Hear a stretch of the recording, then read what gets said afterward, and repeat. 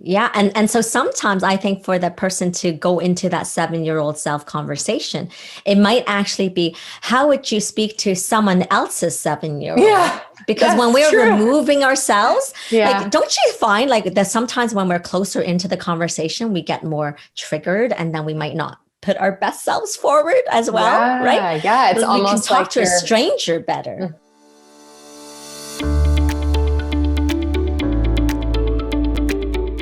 Hello, beautiful humans. Welcome back to another episode of Embrace You First.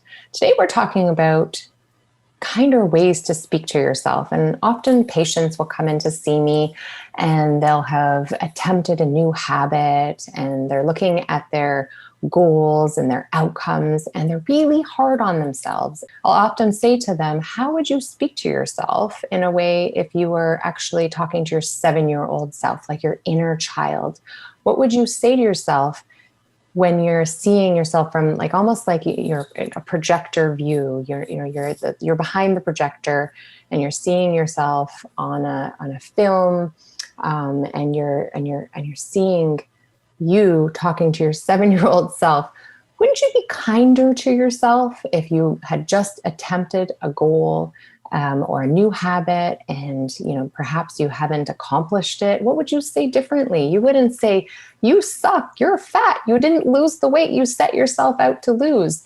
You would actually just say, perhaps you would apply the growth mindset and you would say, you tried really hard and you made this goal happen, and this habit was established, and this outcome occurred. Perhaps you lost 1 pound instead of 4, but that's fantastic. You've applied the tools, and you would just be so much more gentle, right, Mary? You would be so much more kind if you were speaking to your 7-year-old self. So when we are looking at our outcomes, our successes, we really need to be more gentle, especially if you have that type A perfectionist kind of personality. And there are a lot of things about there's a lot of different mindset shifts that we can have in order to reframe. So I don't know what you would say to yourself differently now, perhaps in a goal that you've met, Mary, or even like if we take it that step further, is, what would you say differently to your 7-year-old self, perhaps even back then, but then even now? How do we do the self-talk to change that so that we're kinder to ourselves even now? Right? Mm-hmm. No, I think it's great. Yeah. Like, what would you say to yourself differently? Like let's start going backwards for a second. So like, okay. Yeah. Like I want to just address this though, right? When you say, oh, what would you say to your 7-year-old self? Well, some people might jump in and actually say, you suck. They can't see outside of that, right? Yeah, no, I'm just maybe being because of the here. modeling system. It's true. Because perhaps so we have to certain parents that didn't necessarily have parents themselves that knew how to speak kindly and gently. So what I want to address with you is, there's generational talk. Yes. And maybe it's time to put a stop to it. Maybe it's time to be conscious and aware that that is actually happening. Because some people don't realize, and they will speak to their 7-year-old self that same way because it's coming from that learned behavior. So, there's the whole nature versus nurture. And a lot of it is through how we are nurtured or lack of nurturing as a child. And it may not necessarily even just come from our parents or family, but it can come from our peers, teachers, neighbors, like anybody that we would have close communication with. And sometimes not even so much, but yet they can have such a lasting impact and this imprint for ourselves, and we model ourselves after them. So when you say, would you speak to your 7-year-old self? I would add to that, how would you speak to your 7-year-old self in a more kind way that you have not been used to, right? Can you actually even see that? Right. Does that make sense? Maybe to do some like healing work for your inner child that perhaps didn't get that nurturing as a child, right? Mm-hmm. So sure, because some people will still do that, right? Like even with their own children, they'll say, oh, well, suck it up. They go, you got a boo-boo. Who cares? Right? And so it's acknowledging the boo-boo, saying, oh, I see that you hurt yourself. I'm sorry that you hurt yourself. Is there anything I can do? So yeah, it's like showing love and kindness instead of just suck it up. It's like another boo-boo. Who cares? Yes. And in the moment you do that, your child softens themselves because they've been acknowledged that they had the boo-boo. And there's nothing really that's going to be different. Maybe you ask, do you need ice, right? Like, do you need comfort? Mm-hmm. And then they move on so much faster compared to just suck it up, right? Yes. They'll try and vie for your attention in a different way. Yeah. And so sometimes I think for the person to go into that 7-year-old self conversation, it might actually be, how would you speak to someone else's 7-year-old? Yeah. Because when we're removing ourselves, like, don't you find like that sometimes when we're closer into the conversation, we get more triggered and then we might not put our best selves forward as well, right? Yeah, it's almost like talk to a stranger better. Mm-hmm. Yeah, because you're being, there's a little bit of judgment. You just worry that you're going to be perfect with somebody else's child. And so you could work towards definitely speaking to yourself in a manner that you would be speaking to somebody else's, maybe your niece, your 7-year-old niece, right? Yes. You would not say, no way. You suck. No. You're not doing well enough, right? No, absolutely not. Absolutely. No. You wouldn't want that from the sister-in-law or the brother-in-law, like seeing you, what are you doing? That would cause a lot of problems. So you would be kind and soft and gentle. And we have the ability to thrive. We don't need to live in fear and with this self-imposed judgment. So it's really, it is such an easy tool that you can do to do some inner healing.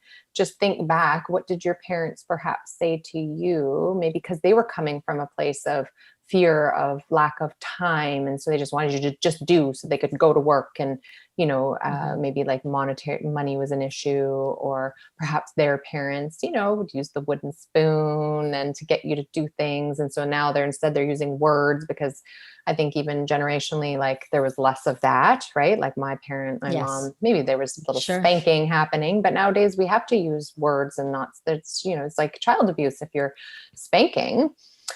So it's like, how do we go further than that? Like, why do we need to spank? Like, that's almost like the adult losing control and having an adult's temper tantrum that they're not getting their child, to respond in a manner that they want. So then they use, perhaps they're using negative speak, or they're raising their voice. But really, when you're raising your voice, are you really getting your child to listen better? Absolutely not, right? Never. No. But we do that, and we have that self-talk, and partly it can be cultural as well, and even though culturally it may be okay, but really, is it okay down to the root?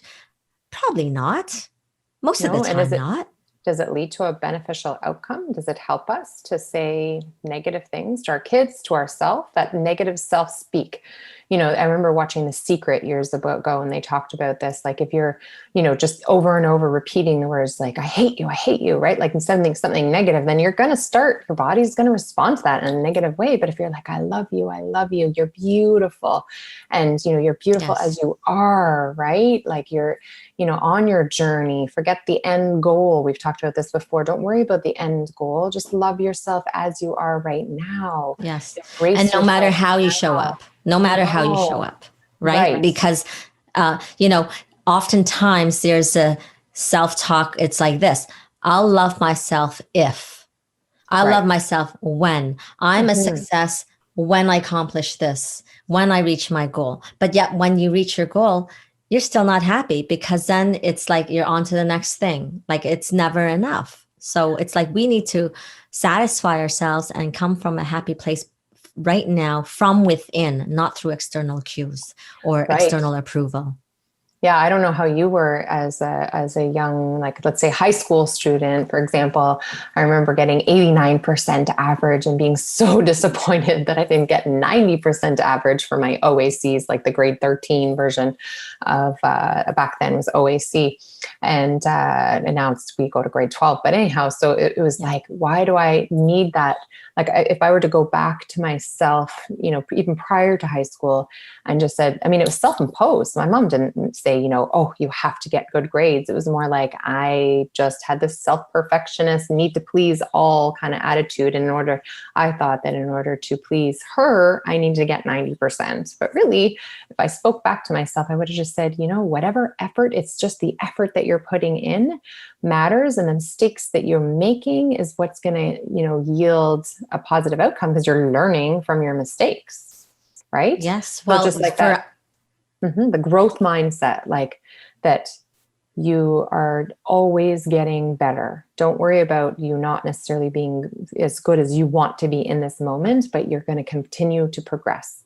You might not be the best artist, but you're becoming a better artist. And you're not the best artist now. Anyway, let's say you have an amazing, you know, a child who's like so phenomenally particular and perfect at their art. If you just said, oh, you're so fantastic, that this is so amazing, and your artwork is, you know, it's to be so proud of right now, then you're not really saying, you're getting better, right? So like that whole growth mindset, your artwork is amazing and it continues to get better and better. So I would have said I would have changed how I spoke to myself in a way of saying, you know, look at how good you are doing now, and you're continuing to get better, just so that there's constantly something to look forward to, like a goal, right? So in progress mind. and goal. Progress. Yeah.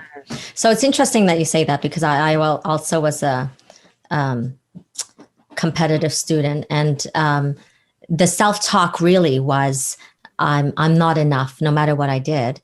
And that was perpetuated through self-talk, but it was initiated through, you know, probably from as a young child. And I was always the top of my class. And yet it was just not enough, because the focus was, you know, where is that one? You know, if you get 99 out of 100, it's like, where is that one? So it's always that lacking, you know, coming from a place of lack. And this might be probably why we're so drawn to the point of embrace you first, because it's like and looking at cup half full versus half empty, right? That's so important to the both of us, because our whole lives, it sounds like we're looking at the parts that we did not fulfill, that 1% or that 10%. Yes. And so it's going back and saying, no matter where you're at, like, it's awesome. And guess what? You know what? Number one, there's no such thing as perfection. So if you're trying to raise the bar and compare yourself to perfection, it doesn't exist. It's unrealistic. And then number two, it's like, what you've done is freaking awesome, and let's celebrate that. And what is so awesome about that too is, like, it's great to be perfectly imperfect, because if you're perfect, life is freaking boring. There's nothing else to go towards. Right. Absolutely. Right? Yes. Perspective is everything. And so you don't want to be, yeah, right. You don't want to just be left with, okay, I'm done. Yeah. That's it. I'm perfect. Right. The life is more, and you know what is, like, you've seen the graphs, like the echocardiograms, where you see the heart beating up and down, right, on the machines. So if it's just steady and perfect, like, it's like flatlining. You're not living. Right. I would teach my 7-year-old self what I learned in my favorite course in my entire life was the Vipassana Meditation course, where they taught not to reject negative and not to crave only good, just be at peace with, you know, even just as regards to pain. Like, if you have pain, it's like, it's just acknowledging that it's there, knowing it can't last forever. Because like you're saying, it comes in waves, right? So you're not always going to have pain. There'll be different levels of pain. There'll be different levels of good, pain-free. It's kind of just learning to sit where you are in kind of an acceptance. It doesn't mean that you're not going to look towards happiness, but for if you're able to experience sad, you're able to experience happiness that much more, right? And not fighting bad and sad, and just being able to even cry. Like I just, even growing up, I always just thought crying was such a bad emotion to have, like or to be sad and to cry, like the reaction to the sad. was something that I should be hiding. I think I would just tell my Right. 7-year-old self that it's okay to cry and it's okay to be sad. Don't fight it. Just be with it. Sit with it. Yes. I love this because, and I'm actually going to add in then all emotions, because we don't. So this is what we're, to be human is to experience and express all emotions. Some that we revere and love, and that we, thrill seekers love, joy and happiness. Of course, we all love it, right? But, years ago, I remember one of my teachers saying, there's an imbalance if all you feel your whole life is joy and happiness. And I'm thinking, how's that so? I did not comprehend it in that moment. I'm like, why wouldn't you be happy all the time? Why? Yeah, exactly. Why wouldn't we want to be happy all the time? I was that person. I was like always happy. I was like that, if you want optimism, come to Mary Wong, right? Like, interesting. Aside of my personal self. So it's funny, right? My self-talk is like, I'm not good enough, but yet I exude, positivity, like to the nth degree. Right. Yet the reality is that we do need to express, and it's healthy to express and feel all of our emotions, which includes all the uncomfortable ones, with the fears and the worry and the anger and the frustration and grief and sadness, all of that part of this, 5 elements. And when we don't express it and feel it, and or we just shove it down because we're uncomfortable with it, or we have shame around it, or it's not considered acceptable emotions for a lot of cultures, right? So we end up shoving it down. And that's energy that gets suppressed. And in Chinese medicine, we know that, we want everything to be free flowing. There should be free flowing energy that communicates with every cell in our body. And when it doesn't, and we suppress our emotions and it gets compressed into our cells, that is cause for imbalance. So whether it is, hormonal health, to like musculoskeletal pain, to things like infertility or gut issues, like all of that. In Chinese medicine, we say that the root of all evils or all ails really ties to that internal causative factor, which is our emotions. Yes, we all know and relate to the tangible stuff, like how we eat, how we exercise or don't exercise, how we're exposed to toxins, like environmentally, all that. Yes, it plays a part into our health. But I find that what gets lagging behind is you're not acknowledging of is that whole emotional, psycho-emotional component that gets locked into our bodies. Yes, I love that you're bringing this up. And I would actually really enforce that to my 7-year-old self too, that your emotions can manifest into physical symptoms. It's something we talk more about now, like you're saying, but it's still dismissed as valid in a lot of cases. And even as an example, people get stomach ulcers, that in traditional Chinese medicine is the stomach and spleen that transform and transport foods and fluids. And the emotion associated with that is pensiveness and worry and anxiety. And if we just suppress that and don't recognize it, then we might even think we're having a heart attack when really it's like a stomach ulcer from all that worry, right? Yes. And so it's just acknowledging the worry and maybe trying to sit peacefully without always thinking and sitting, just telling yourself that it's okay to have the worry. The worry is, we're like kind of innately driven to worry, right? Like, if you look back, like you take a step further back and prehistoric or maybe not prehistoric, but like Stone Age time, we're like sitting around by the fire, hunter gatherers, and we're always worried we're going to get like eaten or attacked by a bear or a tiger. Yes. And so our brains are innately wired to think negatively and to worry and to sit in fear. So it actually takes effort to be positive, and that it's okay to worry. Like I would even tell my 7-year-old self, it's okay that you worry, but you don't have to worry. You could change your perception of things, right? Like you can actually work towards, right? Like a little bit, right? And I would add in then, too, because you're bringing back to the prehistoric times or whatever. And so it is to be human. These are core emotions, right? So kids are born with these emotions and they get expressed, right?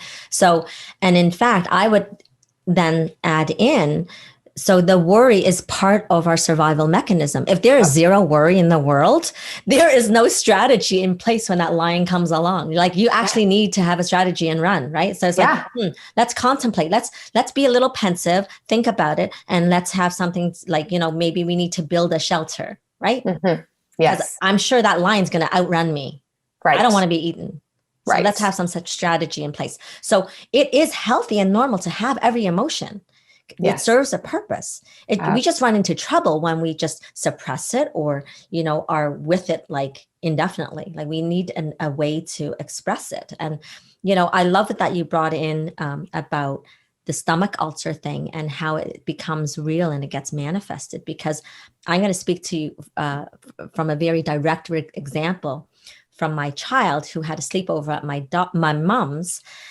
And when I said, well, why don't you want to sleep over then again? And, at first it's like, you say, come on, don't be so silly. Right. But then it came out. She's like, every time I go, I wake up with a stomach ache. And I thought, well, that's interesting. I said, so do you know why you get a stomach ache? My tummy, she'll say tummy, my tummy hurts. Right. So why would you get a tummy ache? She says, well, because I miss home. Right. So if we listen to that 7-year-old self and actually let that 7-year-old express the concerns and the fears. So this child literally has worries so much so that it gets expressed into a tummy ache. It's already manifesting physiologically. So I'm so grateful that we were able to get to this point where we can actually articulate it, and she expressed it. And I told her it was okay. And my mother, she was so cute. She says, Zoe, you know what? That's really great that you feel the worried, because that means you really care and that you really love your home. Right. Oh, so sweet. Right. So it's reframing. Yeah. Yes, it is. We don't know from that one interaction if it is now going to help her for future so that she does not develop that stomach ulcer that could possibly become as an adult. Right. So she's acknowledging her emotion. Yes. Just to be able to acknowledge the emotion that is not bad to feel. And also just on that note, it's okay to say no. Right. Yes. Like one of the things that when you have that perfectionist kind of mentality, you want to please everybody. So maybe she would, if she kind of follows suit in your personality, she might say, okay, mommy, well, I'm just going to go. But just teaching her that, it's okay to say no.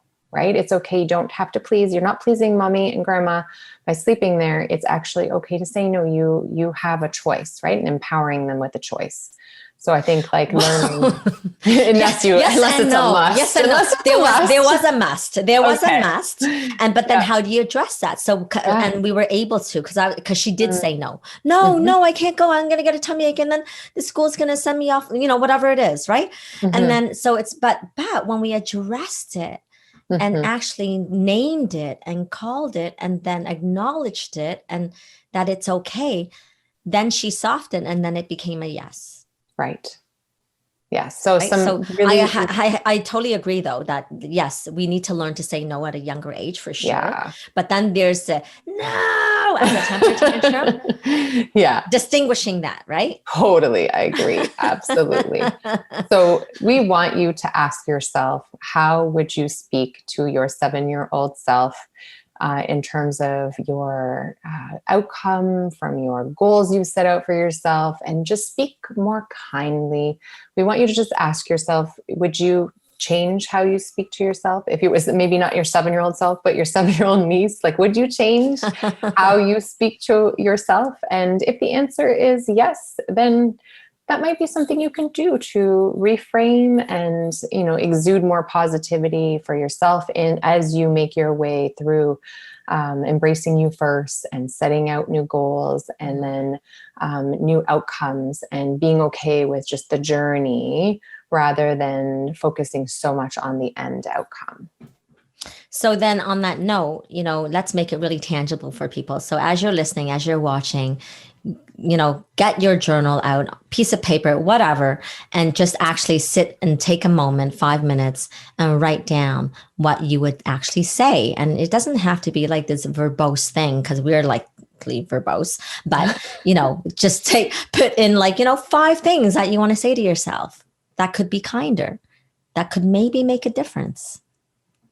Absolutely. So and on before that we note, end off, yeah, let's have you share about what fills your cup today, Dr. Tanya. So I love music, as you know, and I wasn't today, but this week I wrote a poem and I turned it into a song, and it just, it just made me, I'm not going to sing it. I'm not right now, because I actually don't remember all the lyrics, but I haven't done that for a long time, and I was just inspired to do so. And I just love, always having something to look forward to. That's why we do this little share at the end. So if you've let go of a little artistic ability, maybe you're a painter, or you play violin, or whatever it is you sing, try to do a little bit more of that, because it really does ignite this like happiness chemical in your brain. So for me, that was what I did. How about you, Mary?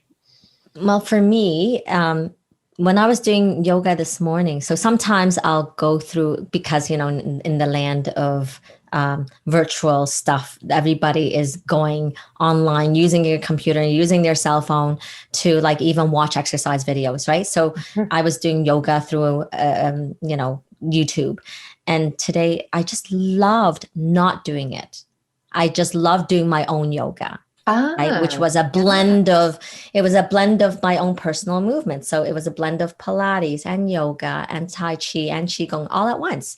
Perfect. And it just felt so nice. And it's not like, confined or, looking at this person in front of me and trying to copy them and trying to do it perfect, right? It's just like, no, let's just do it what feels good in my body. So that totally filled my cup today. Amazing. Thank you so much for watching. We look forward to speaking with you again.